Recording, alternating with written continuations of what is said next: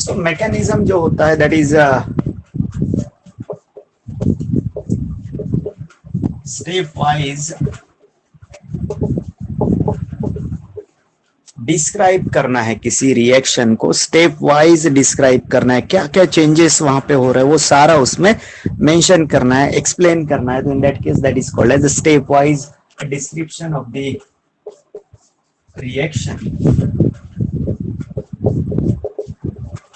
Step wise describe कर रहे हैं आप, उसके अंदर कहाँ कहाँ कौन से चेंजेस हो रहे हैं वो सारे एक्सप्लेन करना है। तो step wise description of reaction along with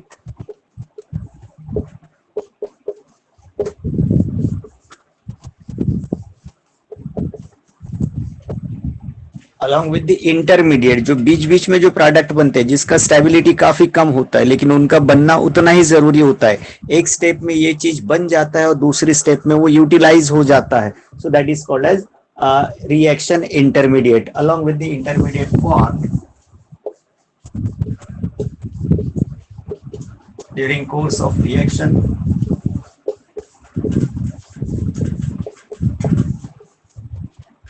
so इन दोनों चीजों का एक्सप्लेनेशन जहां मिलता है उसको हम मैकेनिज्म बोलते हैं। Step wise description of the reaction along with the reaction intermediate और intermediate form during course of reaction is called as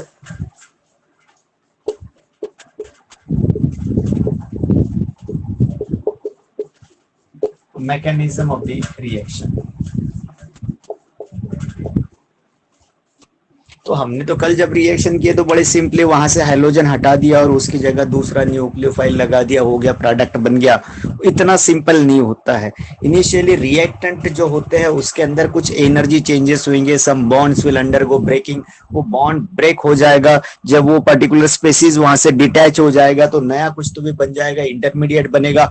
और फिर उसके बाद जो दूसरा न्यूक्लियोफाइल है वो वहां पे आएगा, फिर वहां पे बॉन्ड फॉर्मेशन का प्रोसेस होगा and then finally you will get the product. So these are the steps involved in the formation of product in case of nucleophilic substitution reaction. वो सारा जो एक्सप्लेनेशन है वो इसमें आता है, मैकेनिज्म ऑफ द रिएक्शन। अब इस रिएक्शन में जो इस रिएक्शन का रेट डिटरमाइन करना होता है that is called as rate determining step.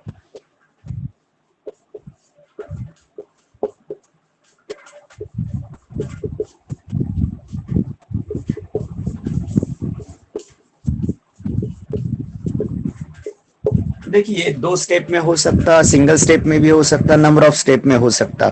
इन सारी स्टेप्स में जो सबसे स्लो होगा, slowest step of the reaction mechanism is called as an RDS, rate determining step. The slowest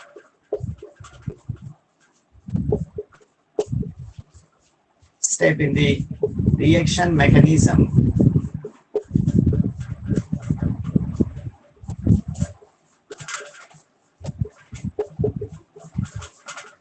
slowest step in the reaction mechanism is called as RDS, rate determining step। दो step में हो सकता, तीन step में हो सकता, number of step में भी हो सकता। उन सारी स्टेप में जो सबसे स्लो होगा that is called as rate determining step, that will decide the rate of reaction.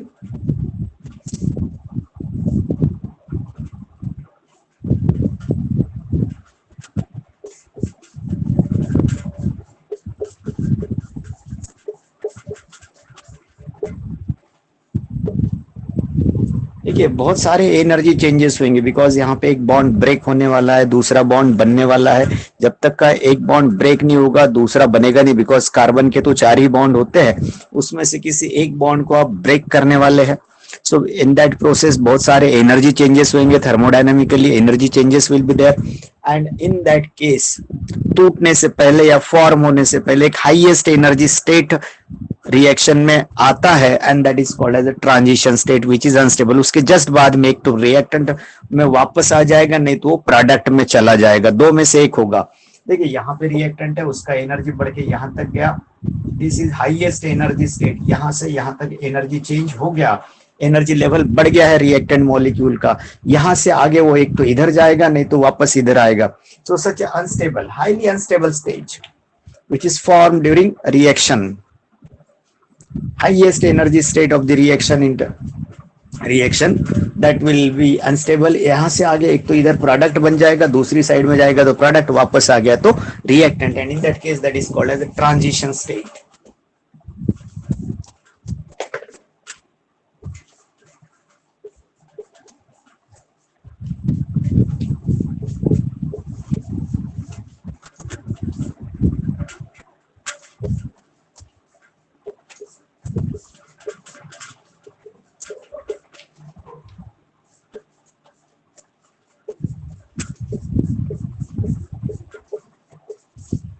अभी ये रिएक्टेंट में जो है वो मॉलिक्यूल के फॉर्म में होता है, प्रोडक्ट में जाएंगे वो भी मॉलिक्यूल के फॉर्म में होगा, लेकिन बीच वाली जो स्टेप होती है that may be ionic species और that may be somewhat unstable molecular species, कुछ भी हो सकता। तो दैट्स व्हाई वर्ड हमने यूज किया स्पेसीज। यहाँ पे आयन नहीं हो, आयन हो सकता, मॉलिक्यूल हो सकता, या फिर उन दोनों के बीच वाली जो स्टेप होती है ना, एटम मॉलिक्यूल बोल रहे हैं आप उसको ना, आयन बोल रहे हैं, उसके बीच वाली स्टेप जो है that is called as, that's why we are using the word species, that is neither molecule nor ion nor atom। तो ऐसे बीच वाली हाईएस्ट एनर्जी स्टेट है, and that is called as form during reaction which is unstable।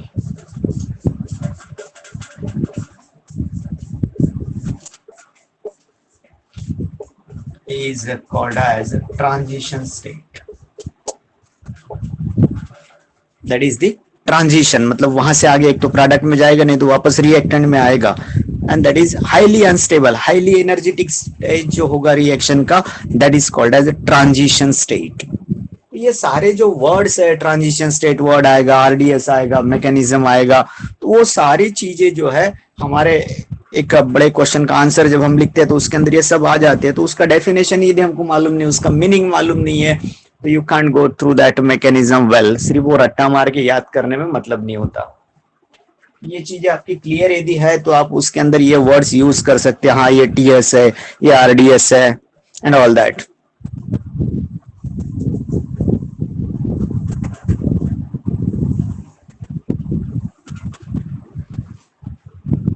तो हम nucleophilic substitution करेंगे पहले tertiary halide में, जो कि समवॉट इजियर होता है, फास्टर होता है, वहां पे कार्बोकैटायन बन जाता है, and that's why that is consider first. And then methyl bromide का करेंगे आप, that is a primary alkyl halide. तो इन दैट केस उसके लिए नंबर ऑफ स्टेप्स और ये वो सारा अलग से करना पड़ेगा। तो हम करेंगे पहले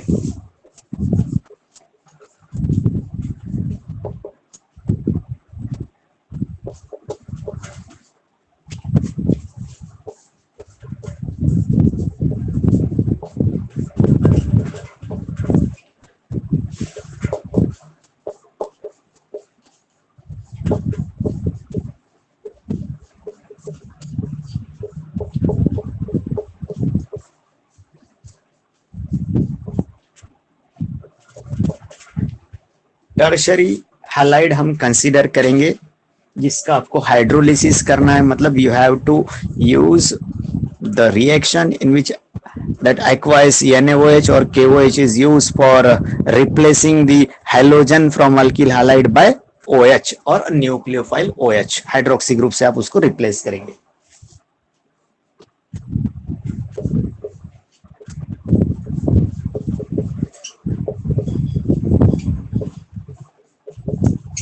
ये आपका टर्ड ब्यूटिल ब्रोमाइड है। देखिए हम तो ऐसे लिखते हैं, ये टर्ड ब्यूटिल ब्रोमाइड है और फिर यहाँ पे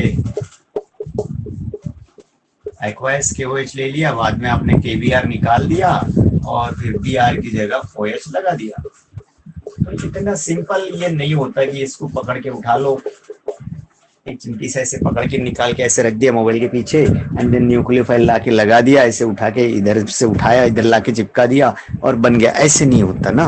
वही तो एक्सप्लेन करना है हमको, दैट इज मैकेनिज्म।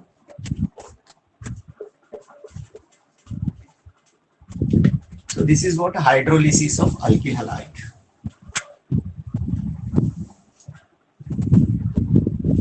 तो जो रिएक्शन है ये वाला, तो इस रिएक्शन का रेट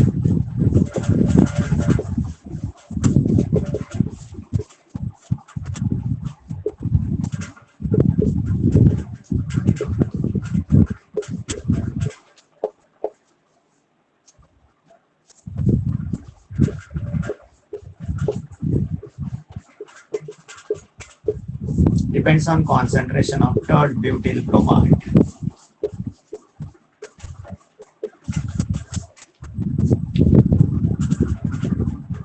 सिर्फ इसका कॉन्सेंट्रेशन जो है वो रिएक्शन का रेट कम या ज्यादा कर सकता।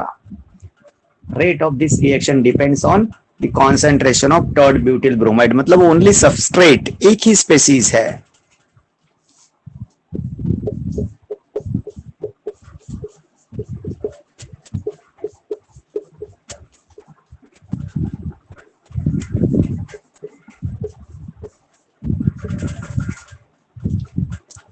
Single molecular species is there in the rate expression.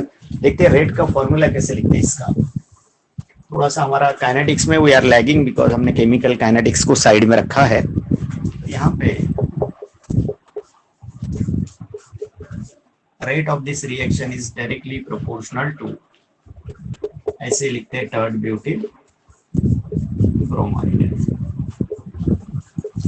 अब फॉर्मूला लिखा तो भी इतनी जगह लगेगी, नाम लिखा तो भी उतना ही जगह लगेगा, ठीक है। अभी यहाँ पे इसका जो पावर है वो 1 रहेगा, ठीक है। और you can say that rate is equal to, this is what kinetics of this reaction. You can write like this also, CH3 by 3 Cr। ये रेट कांस्टेंट है और इसको आप बोलेंगे it is a first order reaction. यहाँ पे power कितनी आ रही, तो 1 है, तो it is a first order reaction and take place in 2 step. ये जो रिएक्शन है आपका ऊपर वाला, ये 2 स्टेप में होता है। कैसे होता है देखेंगे हम step by step. It is a first order, मतलब यहाँ पे जो कॉन्सेंट्रेशन टर्म लिखा है रेस्ट टू द पावर 1 है, मतलब that is a first order. यहाँ पे पावर कितना है वो देखना चाहिए। ये सब एक्सपेरिमेंटली डिसाइडेड पैरामीटर्स होती है। यहाँ 1 लिखना है, 2 लिखना है, 5 लिखना है, वो सब एक्सपेरिमेंटल चीज है, उससे हमको कुछ करना नहीं है। 1 है तो 1 है, 2 है तो 2 है, ठीक है। वो एक्सपेरिमेंटली डिटरमाइंड पैरामीटर है, या फिर प्रोवाइडेड अर्लियर, ऐसा बोलने में दिक्कत नहीं है मेरे को। तो यहाँ पे this is a first order reaction and takes place in 2 step. यहाँ पे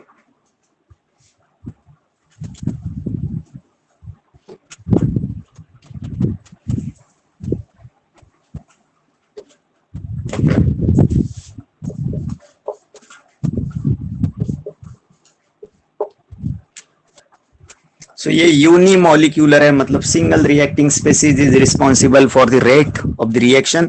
सो ये यूनिमोलिक्यूलर भी हो गया, और इसका ऑर्डर कितना बताया मैंने आपको, first order. So it is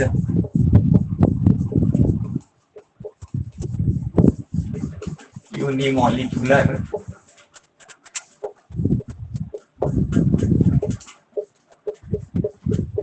nucleophilic substitution reaction, और इसी को हम शॉर्ट में बोलते हैं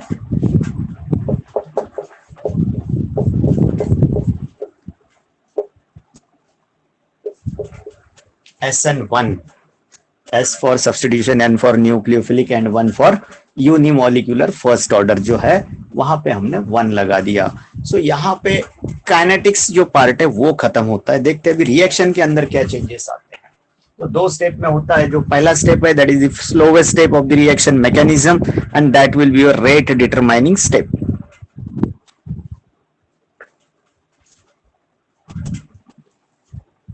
Okay, shall I wipe this one?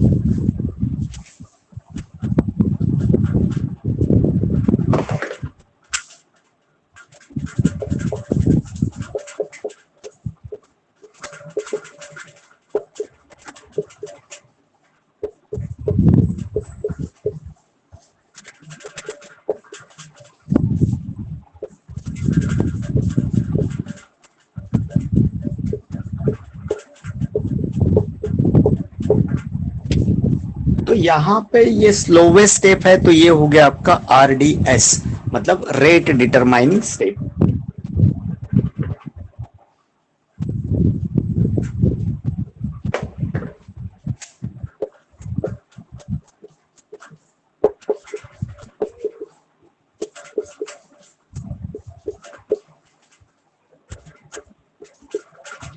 पहली स्टेप में आपका CBr बॉन्ड जो है वो ब्रेक होने वाला है, लेकिन एकदम से ब्रेक नहीं होता, धीरे धीरे ब्रेक करना है उसको। देखते कैसा है। During this step CBr bond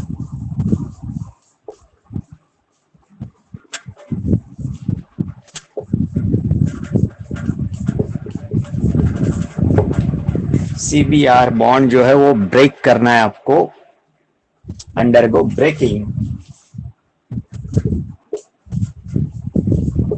so that tert butyl carbocation is formed। तो यहाँ पे CBr बॉन्ड ब्रेक होगा, लेकिन एकदम से ब्रेक नहीं होता है, it takes place through transition state. तो देखते हैं ट्रांजिशन स्टेट कैसी बनती है। यहाँ पे एकदम से ब्रेक नहीं होगा।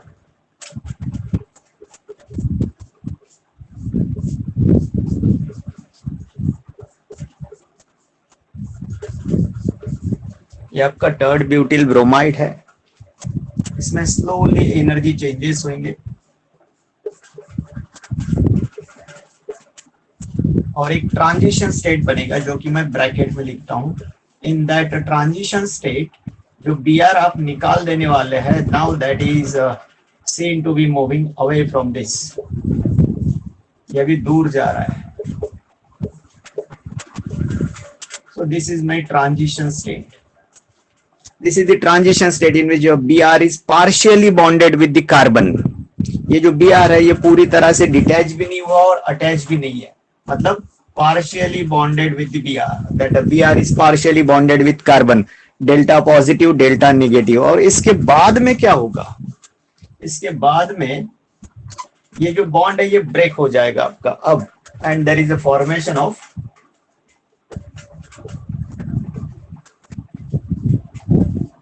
Third butyl carbocation.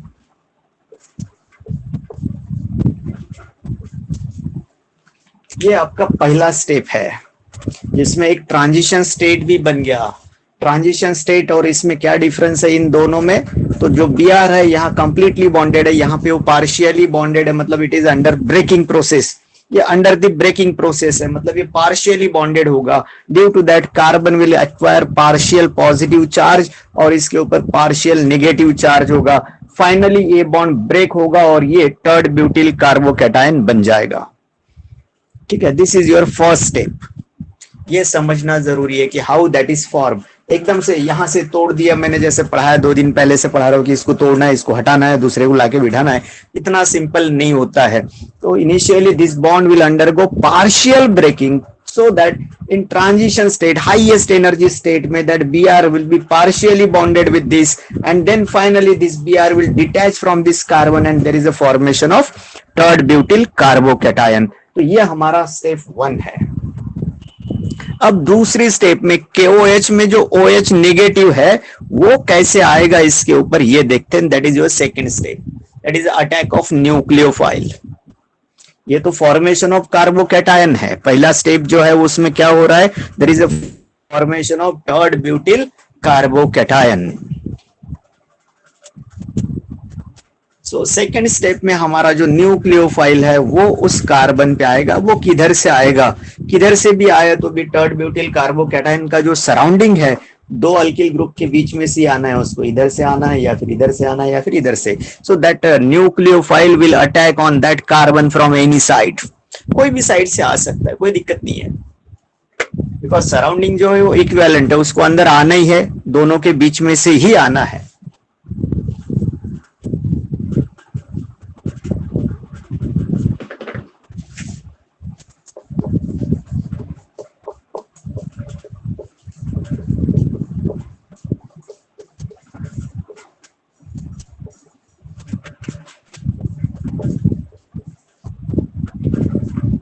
दूसरी स्टेप में क्या हो रहा है, attack of nucleophile.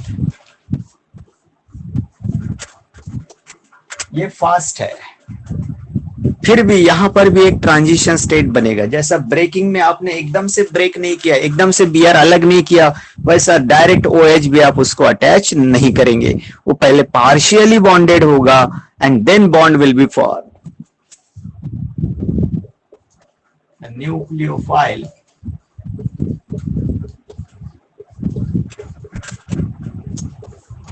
OH negative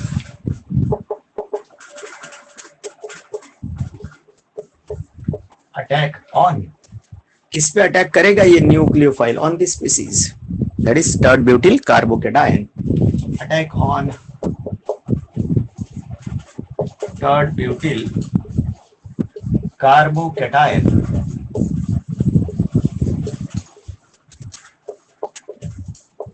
from any side, कोई भी दो ये अल्किल ग्रुप के बीच में से आएगा, ये दो मिथिल के बीच में से, या फिर नीचे वाले दो अल्किल ग्रुप दिख रहे हैं उसके बीच में से भी इसको आना ही है, from any side.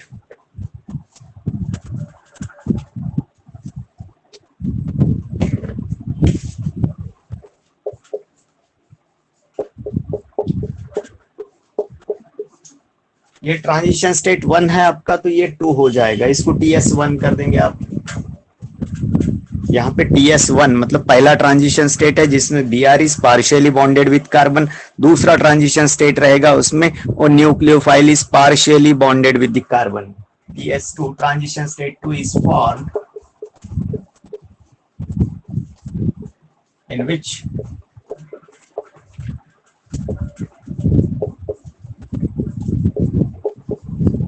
nucleophile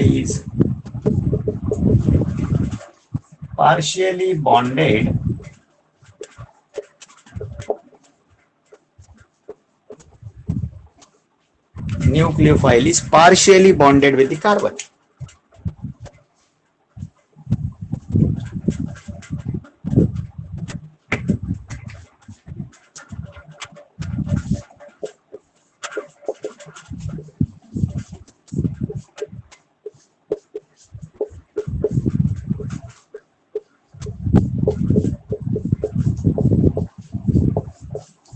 And then you will get the COH bond.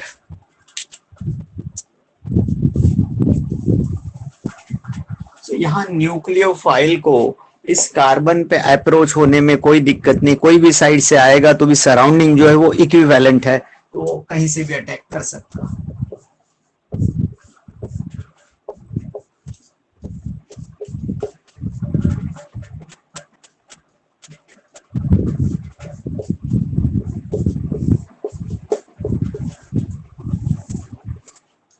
मैं ऐसे बताया, यहाँ ट्रांजिशन स्टेट बनेगा,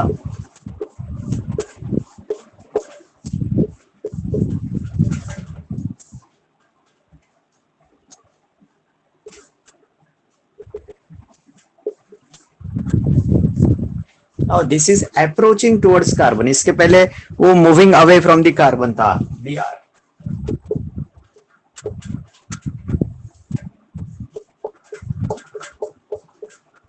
अब ये बॉन्ड बन जाएगा,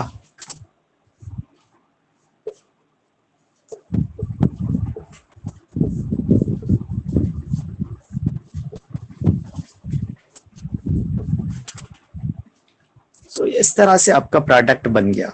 अब ये OH इधर से आया इसलिए उस साइड में दिख रहा है, इधर से भी आता तो भी दिखता था, ठीक है ना। और यहाँ कोई ऑप्टिकल एक्टिविटी का तो सवाल ही नहीं उठता, यहाँ 50% ये फॉर्म बनेगा तो 50% उसका OH इधर की साइड से भी होगा, बट ये कायरल मॉलिक्यूल नहीं है तो यहाँ पे वो चीजें आपको देखने को नहीं मिलेंगी। कौन सी ऑप्टिकल एक्टिविटी वगैरह जो पार्ट है वो इसके अंदर हो ही नहीं सकता, because this is not a chiral carbon.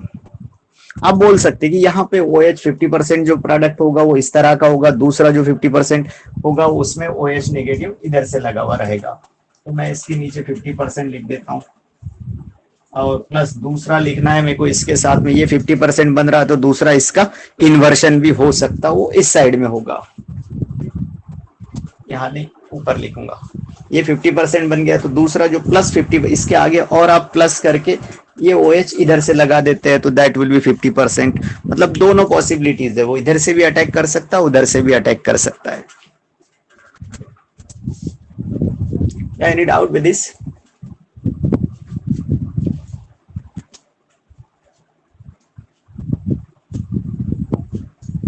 Okay slowly इसके आगे आपको प्लस करके ऐसे ही लिखना है, सिर्फ उसका OH यहाँ पे जो लेफ्ट राइट में दिख रहा है वो आपको लेफ्ट में बताना है, तो इसका मतलब वो दोनों साइड से अटैक करके दो अलग अलग प्रोडक्ट या फिर कॉन्फ़िगरेशन में चेंज जो है वो दिख सकता है आपको।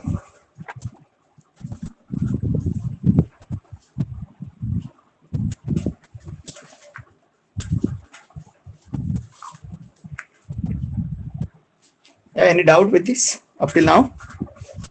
कुछ प्रॉब्लम है इसमें तो बताइए। No sir. ओके, तो ये जो था ये आपका टर्शरी हैलाइड आपने यूज किया था, जिसमें दो स्टेप में रिएक्शन हुआ, दो ट्रांजिशन स्टेट्स बन गई। इसमें जो अटैक है न्यूक्लियोफाइल का that takes place on carbocation from any side, so there is not any change in configuration. तो यहाँ कॉन्फ़िगरेशन में कोई उतने चेंजेस आपको नहीं मिलेंगे देखने को, ठीक है। अभी आपको इसमें एनर्जी चेंजेस कैसे होते हैं वो तो इंक्लूडेड नहीं है हमारे रेगुलर सिलेबस में, but I will explain it in the during entrance explanation. अभी हमको नहीं जाना चाहिए उधर एनर्जी चेंजेस के लिए।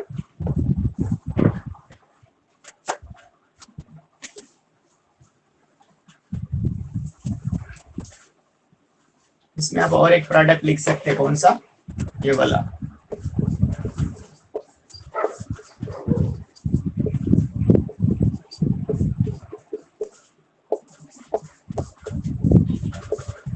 अब ये डेक्स्ट्रोलिवो वगैरह कुछ बोलने की जरूरत नहीं है इसके अंदर, because this is not optically active compound. तो ये टर्शरी सबस्ट्रेट जो होते हैं वहां पे जो सब्स्टिट्यूशन होता है that takes place according to SN1 mechanism. हमने जो किया वो SN1 है, यूनिमोलिकुलर न्यूक्लियोफिलिक सब्स्टिट्यूशन रिएक्शन है, जिसमें रिएक्शन जो है दो स्टेप में होती है। पहला स्टेप काफी स्लो होता है तो उसको हमने नाम दे दिया RDS। इसके अंदर पहला ट्रांजिशन स्टेट वो होता है जिसमें halogen is partially bonded with carbon and then वो ब्रेक होके आपको मिलेगा कार्बोकैटायन। वो हो गया स्टेप 1 खत्म। वहां से आगे स्टेप 2 शुरू होता है जो कि फास्ट है, and in that case nucleophile attack from any side on that carbocation, so that transition state will be formed in which that nucleophile is partially bonded with this carbon, that is the second transition state, and finally this bond will be formed so that you will get this type of product 50-50%, एक में इधर से एक में उधर से। मतलब configuration में इन्वर्शन हो सकता बट वो इक्वल अमाउंट में है तो उसका इफेक्ट कुछ नहीं रहेगा हम पे। और वैसे भी ये ऑप्टिकली एक्टिव तो होगा नहीं हमारा, जो इसमें जो प्रोडक्ट बन रहा है ये ऑप्टिकली इनएक्टिव रहेगा बिकॉज इसके अंदर कायरल कार्बन नहीं है। Shall I wipe this? We will go to SN2 mechanism. Okay.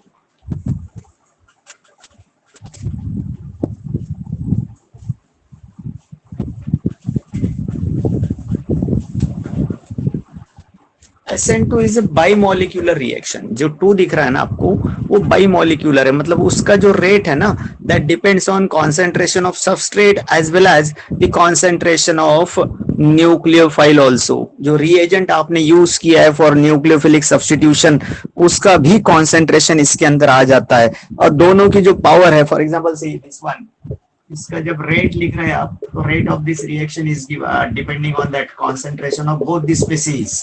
एक तो सबस्ट्रेट का भी कॉन्सेंट्रेशन और दूसरा आपका जो न्यूक्लियोफाइल है उसका भी कॉन्सेंट्रेशन।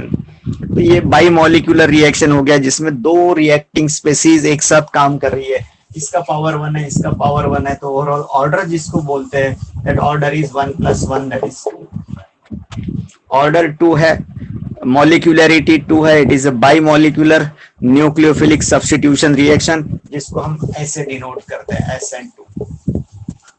SN2। और ये खास तौर से प्राइमरी सबस्ट्रेट में देखा जाता है। एंड ओवरऑल जो रिएक्शन है that takes place in a single step, एक ही स्टेप में होता है, एक ट्रांजिशन स्टेट बनेगा। That is difference between that SN1 and SN2।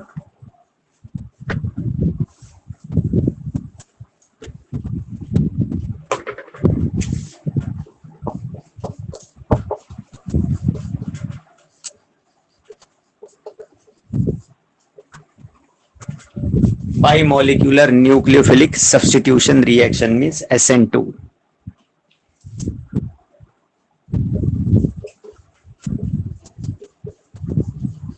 Bimolecular nucleophilic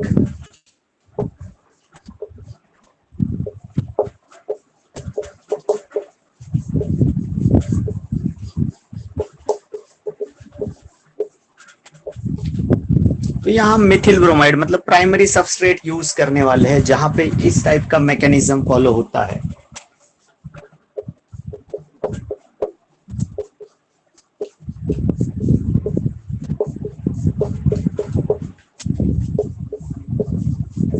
alkaline hydrolysis of Mithil bromide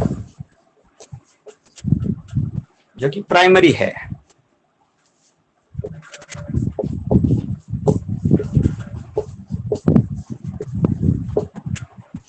takes place through SN2 mechanism.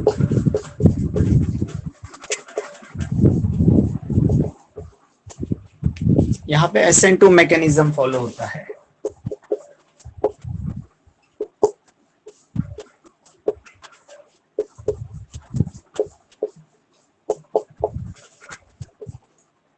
ठीक है, ये रिएक्शन है हमारा। KOH लिया था, KBr निकाल दिया आपने और CH3OH बना दिया, दैट इज हाइड्रोलिसिस। तो इसका जो रेट है वो इस प्रकार से लिखा जाता है, rate is equal to K into concentration of CH3Br into concentration of negative. So it is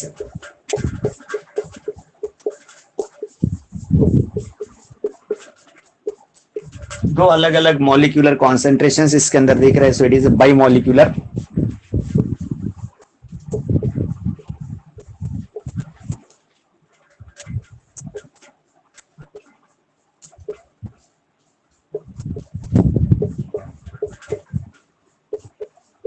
And takes place in a single state.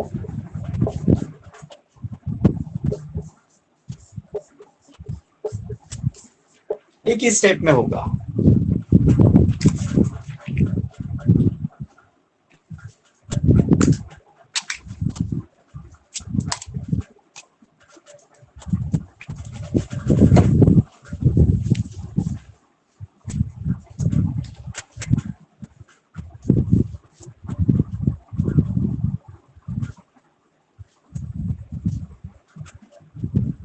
इसमें जो न्यूक्लियोफाइल है उसका अटैक जो है वो इंपॉर्टेंट है। इसके अंदर जो न्यूक्लियोफाइल रहेगा वो किधर से आता है और प्रोडक्ट जो बनता है वो कैसे होता है वो देखेंगे हम इसमें। यहाँ पर भी जो सबस्ट्रेट है वो ऑप्टिकली इनएक्टिव है बिकॉज इसमें असिमेट्रिक कार्बन नहीं है। That takes place in a single step as follows.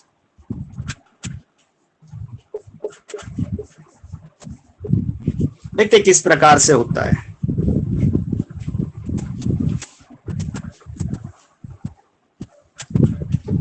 So it is a bimolecular reaction with second order and that takes place in a single step. एक ही step में मतलब वहां पे जो ट्रांजिशन स्टेट है वो भी एक ही रहेगा।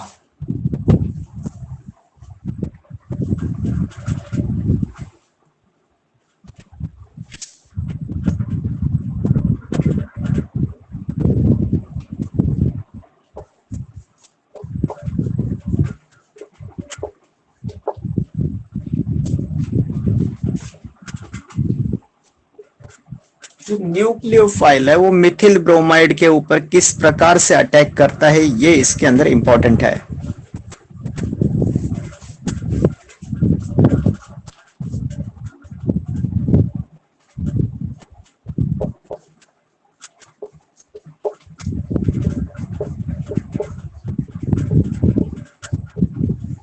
Nucleophile OH negative attack on carbon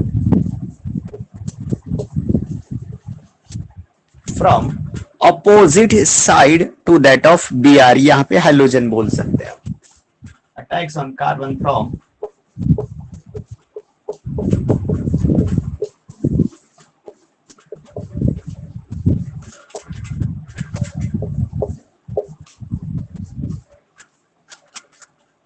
जिधर से हैलोजन लगा है वो उधर से नहीं आएगा, उसके बैक साइड से अटैक करेगा।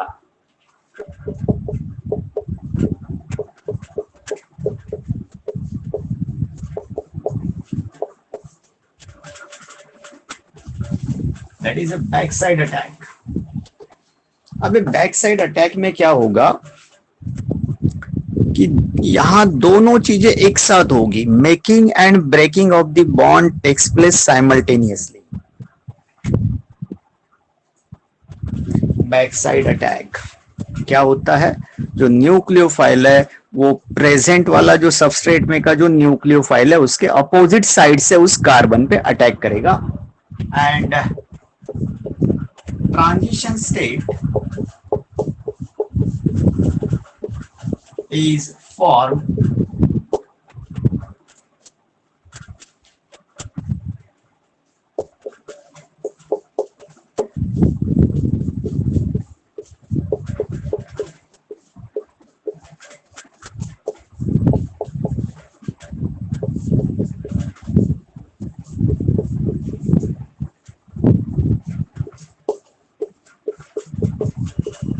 जो सेंट्रल कार्बन है आपका वो जो है वो 5 अलग अलग स्पेसीज में लगा हुआ रहेगा, दैट इज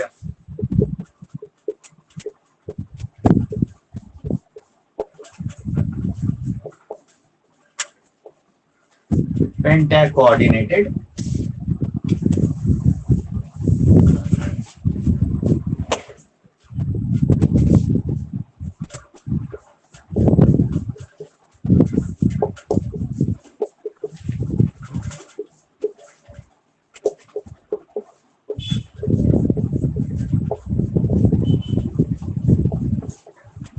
CBr बॉन्ड जो है that is under breaking while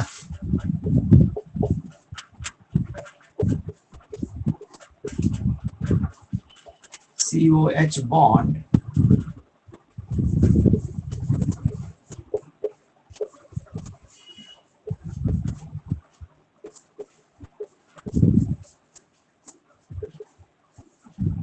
is under formation. दोनों चीजें making and breaking of the bond will takes place simultaneously.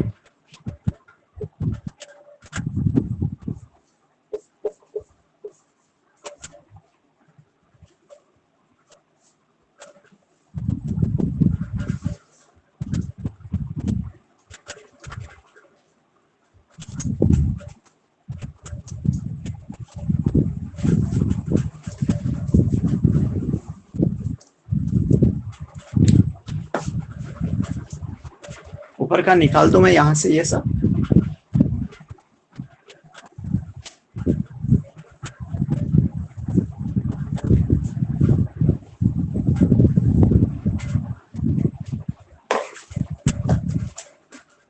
ये आपका न्यूक्लियोफाइल है, आपको पता है इसको अटैक करवाना है. यहाँ हमारा ये मिथिल ब्रोमाइड है.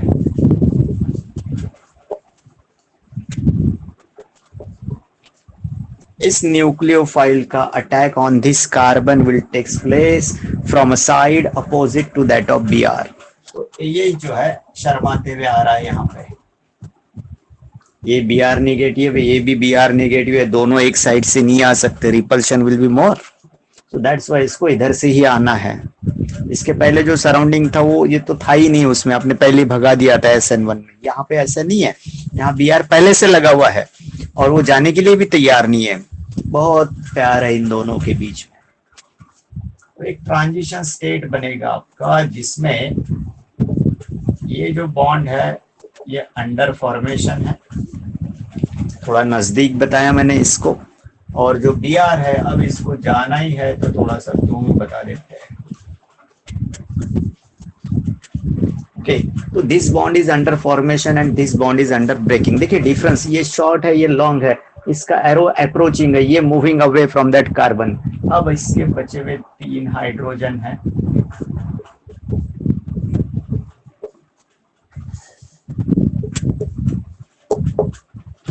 This is your transition state. तो यहाँ जो है ये नेगेटिव होगा, ये नेगेटिव होगा और ये पॉजिटिव होगा. ठीक है, तो ये ट्रांजिशन स्टेट के बाद में आफ्टर दिस ट्रांजिशन स्टेट ये बॉन्ड पूरी तरह से ब्रेक हो जाएगा and this will be form. लेकिन जो प्रोडक्ट है that will be formed with inversion of configuration. 5 minute. हाँ ठीक. ओके, अब ये ट्रांजिशन स्टेट बन गया आपका. तो अब इसके बाद में बहुत जल्दी हो जाएगा आपका कार्यक्रम. ये तो ट्रांजिशन स्टेट है, यहां से आगे ये ऐसे होते रहता है, इसमें कोई दिक्कत नहीं है. ट्रांजिशन स्टेट है लेकिन यहां से आगे वन वे शुरू हो जाता है।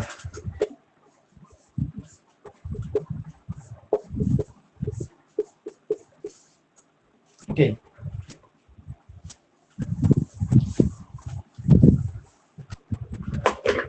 यहाँ आपका ये हाइड्रोजन, ये carbon,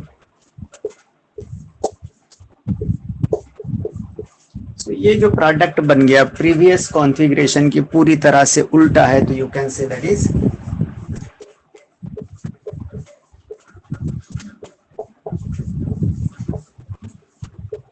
100% inversion of configuration will takes place. और अब ये गरीब बच्चा निकल गया तो जाने दो इसको, क्या है, जा भैया, उसको भगाने के लिए तो इतनी सारी कोशिश कर रहे थे हम। अब यदि ये ऑप्टिकली एक्टिव रहता है तो इन दैट केस डेक्स्ट्रो का लिवो में कन्वर्शन हो जाएगा, and that case it is called as Walden inversion. In case of optically active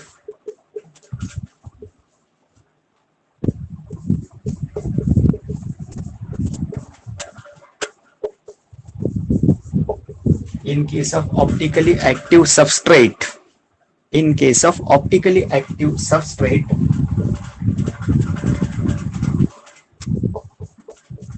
SN2 results into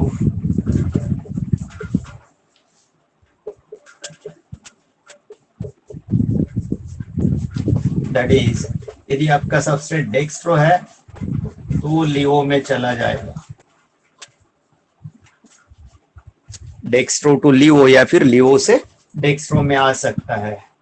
तो in that case that is called as Walden inversion. और यहाँ पे जो attack हुआ था वो बैक साइड अटैक है फ्रॉम दैट ऑफ Br। तो ये सारा ऐसे कैसे यदि आप लिखते हैं तो you won't get any less mark, पूरी तरह से प्लेन होगा। इसमें जितना चाहिए, जितना उसका क्रेडिट होता है उतना आपको मिल सकता है। तो यहाँ पे हमने दोनों मैकेनिज्म फिनिश कर लिया है। You have to read this because ये पहले आपको सिलेबस में कभी कहीं था ही नहीं।